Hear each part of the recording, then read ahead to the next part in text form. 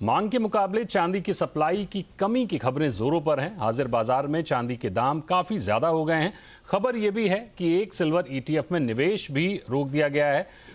मृत्युंजय हमारे साथ जुड़ गए हैं, जी बिजनेस के कमोडिटी एडिटर हैं। मृत्युंजय, आपसे समझना चाहेंगे कि चांदी का चक्कर क्या है, क्या चांदी की कमी हो गई है, और जैसा कि एक ईटीएफ में निवेश भी रोक दिया गया है, इस पूरे मामले को जरा सरल शब्दों में समझाइए। देखिए, बिल्कुल, और जिस तरह से तूफानी तेजी का माहौल बना है सोने में और चांदी में, उसके बाद मार्केट में बहुत ज़्यादा उलटफेर होता हुआ दिख रहा है।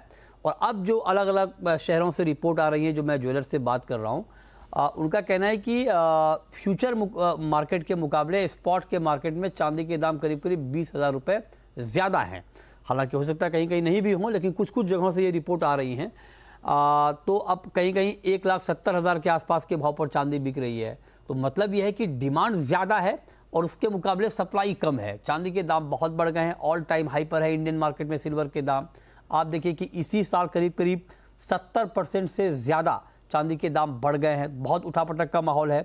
और इन सब के बीच खबर ये आई है कि कोटक एएमसी ने सिल्वर ईटीएफ में जो फंड्स ऑफ फंड का निवेश होता था या जो बाकी, उसको रोका है। रोका इसलिए है ताकि निवेशकों को नुकसान न हो, ये दलील दी गई है। क्योंकि निवेशकों को ज़्यादा रकम देने से बचाने के लिए फैसला लिया गया है। डिमांड काफ़ी ज़्यादा हो गई है। तो एक तरह से आप देखिए कि मार्केट में बड़ा उथल पुथल हो गया है। एक तो ये कि फ्यूचर मार्केट, मतलब जो वायदा बाजार में चांदी की ट्रेडिंग होती है, और जो स्पॉट का मार्केट है, स्पॉट का मार्केट जहां पर आप चांदी जाकर खरीदते हैं ज्वेलर की दुकान पे, बुलियन डीलर के पास, वहां पर चांदी के दाम जो स्क्रीन पर आप देखते हैं जो फ्यूचर मार्केट में, उसके मुकाबले करीब करीब 20,000 रुपये बढ़ गए हैं। इसके पीछे की दलील ये दी जा रही है कि डिमांड बहुत ज़्यादा है, उसके मुकाबले सप्लाई बहुत कम है। तो उसका इम्पैक्ट मार्केट के ऊपर दिख रहा है। और इसीलिए अब देखिए ईटीएफ से ये खबर आने लगी है कि सिल्वर ईटीएफ में निवेश को रोका गया है ताकि ज़्यादा पैसे ना चुकाने पड़े जो इन्वेस्टर हैं उनको। तो बहुत बड़ा मार्केट में एक तरह से डिसरप्शन हो रहा है इस वक्त, क्योंकि फंडामेंटली ये कहा जा रहा है कि चांदी का मार्केट बहुत स्ट्रांग है।